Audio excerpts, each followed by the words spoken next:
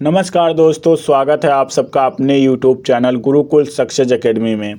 आज आप लोगों के लिए जीके जीएस से संबंधित महत्वपूर्ण प्रश्न लेकर आया हूं। यह क्लास आप लोगों के आने वाले एग्जाम्स में बहुत ही महत्वपूर्ण साबित होगी। इस वीडियो में वह सारे टॉपिक कवर किए गए हैं जिन टॉपिक से एग्जाम में क्वेश्चन आते हैं। तो दोस्तों, पहला प्रश्न है, महात्मा बुद्ध द्वारा दिए गए प्रथम उपदेश को क्या कहा जाता है? धर्मचक्र परिवर्तन। ऑप्शन नंबर सी इसका सही आंसर होगा। महात्मा बुद्ध द्वारा दिए गए प्रथम उपदेश को धर्मचक्र परिवर्तन कहा जाता है। अगला प्रश्न है, किडनी की संरचनात्मक और कार्यात्मक इकाई को क्या कहते हैं? नेफ्रॉन। ऑप्शन नंबर इसका ए सही आंसर होगा। किडनी की संरचनात्मक और कार्यात्मक इकाई को नेफ्रॉन कहते हैं। अगला प्रश्न है, खेतड़ी किसके लिए प्रसिद्ध है? खेतड़ी तांबे के खनन के लिए प्रसिद्ध है। ऑप्शन नंबर इसका बी सही आंसर होगा। खेतड़ी तांबे के खनन के लिए प्रसिद्ध है। और कहाँ पर स्थित है? राजस्थान में खेतड़ी स्थित है। अगला प्रश्न है, कनिष्क बौद्ध धर्म के किस शाखा का अनुसरण करता था? महायान। ऑप्शन नंबर इसका ए सही आंसर होगा।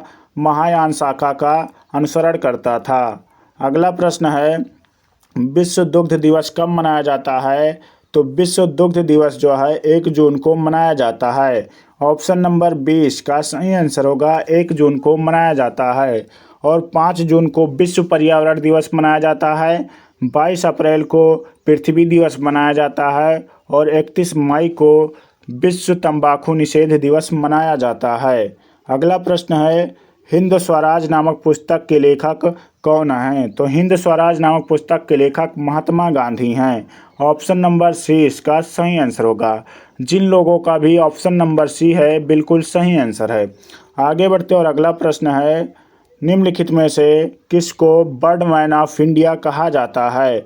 सलीम अली को। ऑप्शन नंबर इसका ए सही आंसर होगा। सलीम अली को बर्डमैन ऑफ इंडिया कहा जाता है। और श्रीधरन को मेट्रो मैन कहा जाता है। श्रीधरन को क्या कहा जाता है? मेट्रो मैन कहा जाता है। अगला प्रश्न है, किस शासक के मंत्रिपरिषद को अष्टप्रधान की संज्ञा दी गई थी? शिवाजी। ऑप्शन नंबर इसका बी सही आंसर होगा। शिवाजी के दरबार में अष्टप्रधान रहते थे। दोस्तों, आप लोग वीडियो को लाइक करते रहिए और अपने दोस्तों तक शेयर करते रहिए। अगला प्रश्न है, किस मुगल शासक ने न्याय की घंटी लगवाई थी? जहांगीर ने। ऑप्शन नंबर सी इसका सही आंसर होगा। न्याय की घंटी जहांगीर ने लगवाई थी। आगे बढ़ते और अगला प्रश्न है, मोहिनी अट्टम किस राज्य का लोक नृत्य है? तो मोहिनी अट्टम केरल राज्य का लोक नृत्य है। ऑप्शन नंबर ए इसका सही आंसर होगा। आंध्र प्रदेश का कुचिपुड़ी, तमिलनाडु का भरतनाट्यम और कर्नाटक का यक्षगान लोक नृत्य है। आगे बढ़ते और अगला प्रश्न है, रक्त किस प्रकार का ऊतक है? रक्त एक तरल संयोजी ऊतक है। ऑप्शन नंबर बी इसका सही आंसर होगा। रक्त तरल संयोजी ऊतक है। जिनका भी ऑप्शन नंबर बी है बिल्कुल सही आंसर है। अगला प्रश्न है, वेदों की ओर लौटो का नारा किसने दिया था? तो वेदों की ओर लौटो का नारा स्वामी दयानंद सरस्वती ने दिया था। ऑप्शन नंबर ए इसका सही आंसर होगा। स्वामी दयानंद सरस्वती ने वेदों की ओर लौटो का नारा दिया था। आप लोग भी कमेंट बॉक्स में उत्तर देते रहिएगा और अंत में आप लोग अपना पूरा स्कोर कमेंट बॉक्स में ज़रूर डालना। गुरुद्वारा पत्तालपुरी साहिब कहाँ पर स्थित है? तो गुरुद्वारा पत्तालपुरी साहिब पंजाब में स्थित है। ऑप्शन नंबर 20 का सही आंसर होगा। पंजाब में स्थित है। आगे बढ़ते और अगला प्रश्न है, लक्ष्य सेन किस खेल से संबंधित हैं? तो लक्ष्य सेन जो हैं वो बैडमिंटन खेल से संबंधित हैं। ऑप्शन नंबर इसका बी सही आंसर होगा। बैडमिंटन खेल से संबंधित हैं।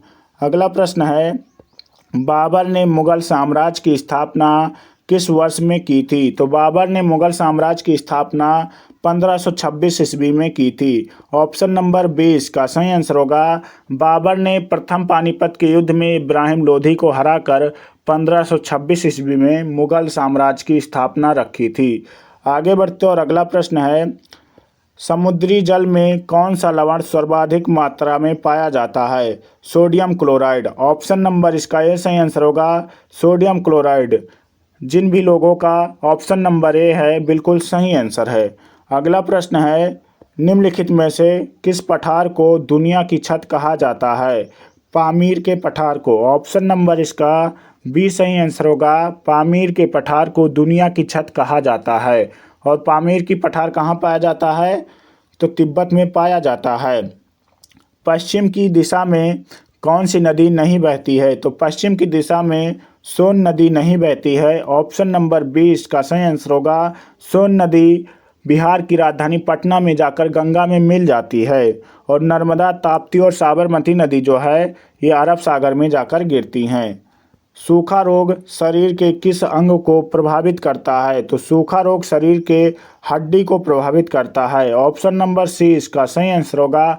हड्डी को प्रभावित करता है, जिसका भी ऑप्शन नंबर सी है बिल्कुल सही आंसर है। अगला प्रश्न है, अंतर्राष्ट्रीय हॉकी महासंघ का मुख्यालय कहाँ पर स्थित है? स्विट्जरलैंड में। ऑप्शन नंबर 20 का सही आंसर होगा। स्विट्जरलैंड में स्थित है अंतर्राष्ट्रीय हॉकी महासंघ का मुख्यालय। अगला प्रश्न है, विश्व का सबसे बड़ा डेल्टा कौन सी नदी बनाती है? तो विश्व का सबसे बड़ा डेल्टा गंगा और ब्रह्मपुत्र नदी बनाती है। ऑप्शन नंबर सी इसका सही आंसर होगा, जिसका भी ऑप्शन नंबर सी है बिल्कुल सही आंसर है। और ये कहाँ पर बनाती है? तो पश्चिम बंगाल में। और डेल्टा का नाम क्या है? तो सुंदरवन डेल्टा का नाम है। और दुनिया का सबसे बड़ा डेल्टा सुंदरवन डेल्टा है, जो गंगा और ब्रह्मपुत्र नदी द्वारा पश्चिम बंगाल में बनाया जाता है। पहली बार राष्ट्रीय गीत कांग्रेस के किस अधिवेशन में गाया गया था? कोलकाता अधिवेशन में। ऑप्शन नंबर इसका ए सही आंसर होगा। कोलकाता अधिवेशन में पहली बार राष्ट्रीय गीत गाया गया था 1896 ईस्वी में।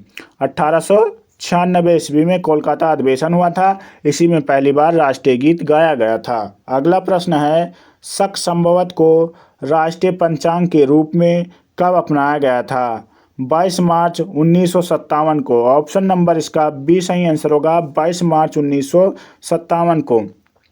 दोस्तों, आप लोगों से एक प्यारा सा रिक्वेस्ट है कि चैनल पे नए हो तो प्लीज़ चैनल को सब्सक्राइब कर लो और वीडियो को लाइक और अपने दोस्तों तक शेयर ज़रूर करना। अगला प्रश्न है, माउंट एवरेस्ट को सागर माथा कहा जाता है कहाँ पर दोस्तों? तो नेपाल में सागर माथा कहा जाता है। ऑप्शन नंबर ए इसका सही आंसर होगा।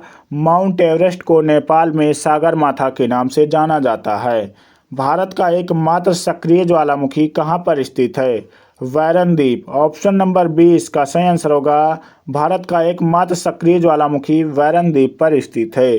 अगला प्रश्न है, भारत का सबसे लंबा बांध कौन सा है? तो भारत का सबसे लंबा बांध हीराकुंड बांध है। ऑप्शन नंबर इसका ए सही आंसर होगा। हीराकुंड बांध भारत का सबसे लंबा बांध है और महानदी पर स्थित है। आगे बढ़ते और अगला प्रश्न है, निम्नलिखित में से प्रारूप समिति के अध्यक्ष कौन थे? Doctor Bhimrao Ambedkar. Option number इसका सी सही आंसर होगा। प्रारूप समिति के अध्यक्ष डॉक्टर भीमराव अंबेडकर थे। और प्रारूप समिति में कुल 7 सदस्य थे। कितने? 7 सदस्य। आगे बढ़ते और अगला प्रश्न है, भीतरकनिका राष्ट्रीय उद्यान किस राज्य में स्थित है? उड़ीसा राज्य में। ऑप्शन नंबर 20 का सही आंसर होगा। सिमलीपाल और भीतरकनिका राष्ट्रीय उद्यान उड़ीसा राज्य में स्थित है। आगे बढ़ते और अगला प्रश्न है, रामायण के अनुसार वाल्मीकि का दूसरा नाम क्या था? रत्नाकर। ऑप्शन नंबर 20 का सही आंसर होगा। जिन लोगों का ऑप्शन नंबर बी है बिल्कुल सही आंसर है। रामायण के अनुसार वाल्मीकि का दूसरा नाम रत्नाकर था। प्रसिद्ध विरूपाक्ष मंदिर किस भगवान को समर्पित है? तो प्रसिद्ध विरूपाक्ष मंदिर भगवान शिव को समर्पित है। जिन लोगों का ऑप्शन नंबर सी है बिल्कुल सही आंसर है। तो विरूपाक्ष मंदिर भगवान शिव को समर्पित है।